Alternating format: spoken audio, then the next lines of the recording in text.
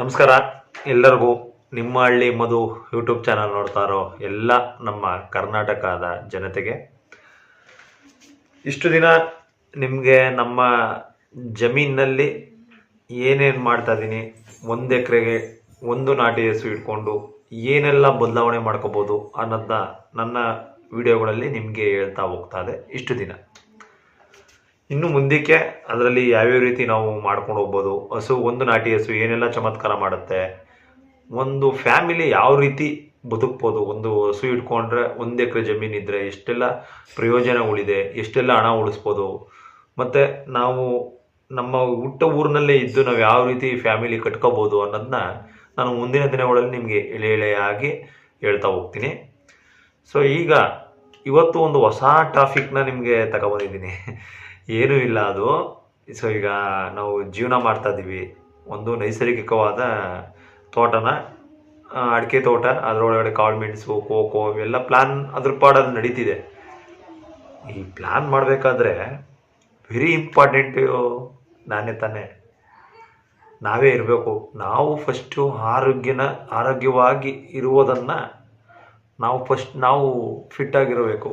ಆ fit energetic ಆಗಿ ನಾವು ಇರಬೇಕಂದ್ರೆ ನಾವು ಯಾವ್ಯಾವ ರೀತಿ ಆಹಾರ ಪದ್ಧತಿಗಳನ್ನ ಬದಲಾವಣೆ ಮಾಡ್ಕೋಬೇಕು, ಮತ್ತು ಇವತ್ತಿನ ಜನ್ರೇಷನ್ನಲ್ಲಿ ನಾವು ಆಹಾರಗಳು, ಕಲುಷಿತವಾದ ಆಹಾರಗಳು ಏನೇ ತರಬೇಕು ಅಂದರೂ ಹೊರಗಡೆಯಿಂದ ಹೋಗಿ ಇವತ್ತು ಒಂದು ಭಯದ ವಾತಾವರಣ ಇದೆ.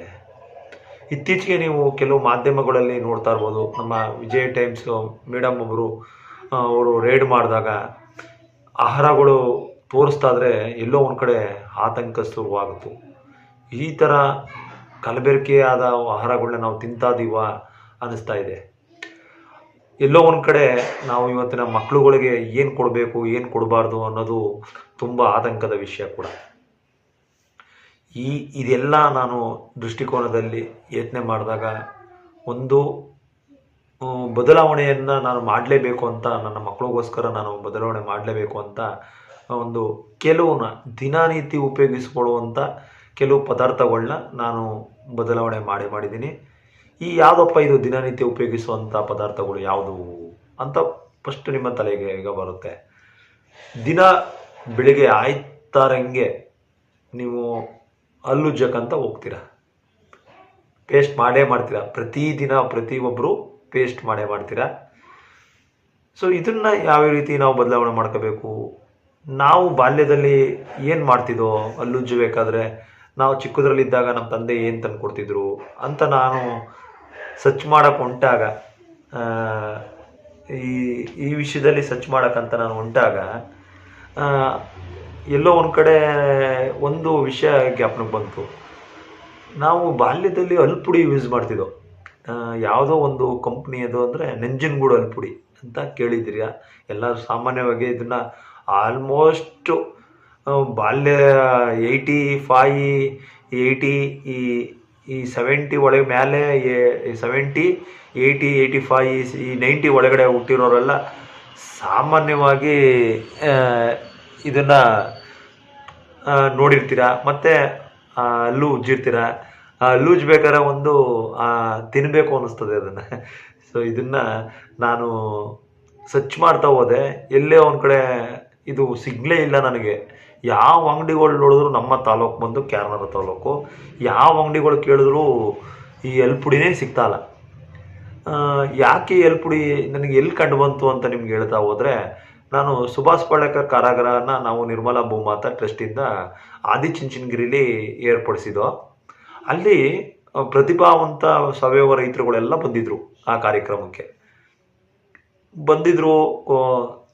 ಬಂದಿರಬೇಕಾದ್ರೆ ನಾವೆಲ್ಲ 3 ದಿನ ಎಲ್ಲೇ ಸುಭಾಷ್ ಪಾಳೇಕರ್ ಕಾರಾಗೃಹ ನಡೆದ್ರು 3 ದಿನ ಇದ್ದೇ ಇರುತ್ತೆ. ನಿಮಗೆ ಯಾಕೆ ವಿಷಯ ಎಲ್ಲ ಯಾಕೆ ಹೇಳ್ತಾ ಇದ್ದೀನಿ ಅಂದರೆ, ಒಂದು ವಸ್ತು ನಶಿಸಿ ಹೋಗಿರೋದನ್ನ ನಾವು ಪುನರಾವರ್ತನೆ ಮಾಡಬೇಕು, ಸಿಗಬೇಕು ಅಂದರೆ ಭಾರಿ ಕಷ್ಟ. ಅದನ್ನು ಕೆಲವು ರೈತರುಗಳು ಹುಡುಕಿ ಪುಡುಕಿ ಎಲ್ಲ ಎತ್ಕೊಬಂದು ಅದನ್ನು ಕಂಡುಹಿಡಿದ್ಬಿಟ್ಟಿದ್ದಾರೆ.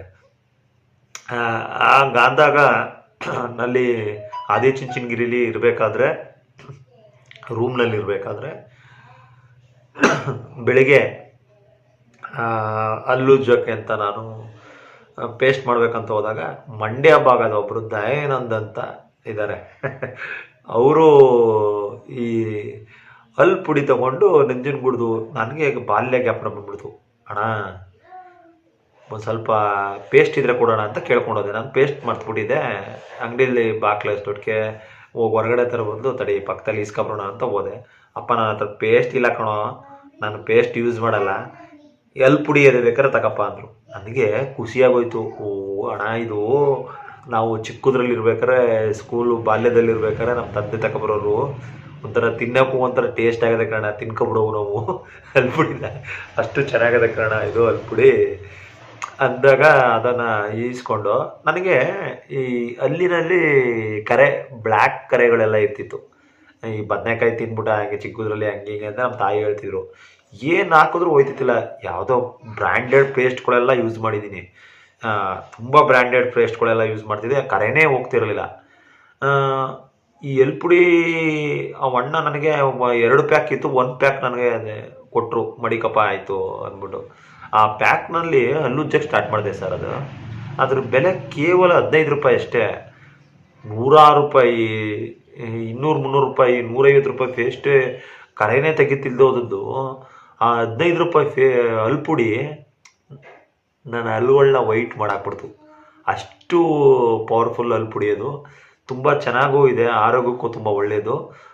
ಅದೇ ನಮ್ಮ ನಂಜನಗೂಡು ಪುಡಿ. ಇದ್ರ ಬಗ್ಗೆ ಎಷ್ಟು ಹೇಳಿದ್ರು ನನಗೆ ಕಮ್ಮಿನೇ ಅನಿಸುತ್ತೆ. ಇದು ಎಷ್ಟು ಚೆನ್ನಾಗಿ ವರ್ಕ್ ಮಾಡ್ತಿದೆ ಅಂದರೆ ನಮ್ಮ ಮಕ್ಕಳುಗಳಿಗೆ ಮತ್ತು ನಮ್ಮ ಮನೆಯವರು ತುಂಬ ಜನ, ನಮ್ಮ ತಾಯಿ ಕೂಡ ರಿಕ್ವೆಸ್ಟ್ ಈಸ್ಕೊಂಡೋದ್ರು. ಒಂದು ಮೈಸೂರಿಂದ ಎತ್ಕೊಬಂದೆ ನಾನು. ಮೈಸೂರಿನಲ್ಲಿ ಹಳೇ ಕಾಲದ ಅಂಗಡಿಗಳಿದೆ ನೋಡಿ, ಅವರು ಇದನ್ನು ಡಿಸ್ಟ್ರಿಬ್ಯೂಟ್ ಮಾಡ್ತಾರೆ. ಮೈಸೂರಲ್ಲೇ ಸುಮಾರು ಅಂಗಡಿಗಳು, ತುಂಬ ಅಂಗಡಿಗಳು ಹುಡುಕ್ಬಿಟ್ಟೆ. ಅಲ್ಲೂ ಯಾರೋ ಪುಣ್ಯಾತ್ಮ ನನಗೆ ಹೇಳಿದ್ರು, ಈ ಜಾಗದಲ್ಲಿ ಸಿಗುತ್ತೆ ಹೋಗಿ, ಅವರು ಹಳೇ ಕಾಲದ್ದು ಎಲ್ಲ ಮೆಟೀರಿಯಲ್ಗಳು ಸಿಗ್ತವೆ ಅವ್ರ ಹತ್ರ ಅಂದಾಗ ಅಲ್ಲಿಗೆ ಹೋದಾಗ ನಾನು ಕಮ್ಮಿ ಅಂದರೆ 270 ರೂಪಾಯಿ 280 ರೂಪಾಯಿ ಕೊಟ್ಟು ಒಂದು ಬಂಡ್ಲನ್ನೇ ತಗೊಂಬಂದ್ಬಿಟ್ಟೆ. ಇದನ್ನು ತಂದು ಮನೇಲಿ ಸ್ಟಾಕ್ ಇಟ್ಟಿದ್ದೀನಿ, ಬೇಕು ಅಂದಾಗ ಯೂಸ್ ಮಾಡ್ತೀನಿ. ಯಾಕಂದರೆ ಪದೇ ಪದೇ ನಾನು ಮೈಸೂರಿಗೆ ಹೋಗೋಕ್ಕಾಗಲ್ಲ ಅಂದ್ಬಿಟ್ಟು ತಂದು ಇಟ್ಕೊಂಡಿದ್ದೀನಿ. ತುಂಬ ಚೆನ್ನಾಗಿ ವರ್ಕ್ ಆಗುತ್ತೆ. ಅಲ್ಲಿನ ಕರೆಗಳು ಏನೇ ಇದ್ದರೂ ಹೊಂಟೋಗುತ್ತೆ. ಮತ್ತು ಮಕ್ಕಳಿಗೂ ಕೂಡ ತುಂಬ ಅನುಕೂಲ ಇದು. ಎಲ್ಲ ನನ್ನ ಫ್ಯಾಮಿಲಿ ಪಾಪು ಇದು ಅಲ್ಲೂ ಜೊತೆ ಅಲ್ವಾ ಬೆಳಗ್ಗೆ ನೀನು ಇದರಲ್ಲಿ ಏನು ಅನ್ನಿಸ್ತದೆ? ಅಲ್ಲುಜ್ಬೇಕಾದ್ರೆ ಇವ್ರಿಗೆಲ್ಲ ನೋಡಿ, ಚಿಕ್ಕ ಚಿಕ್ಕ ಮಕ್ಕಳು.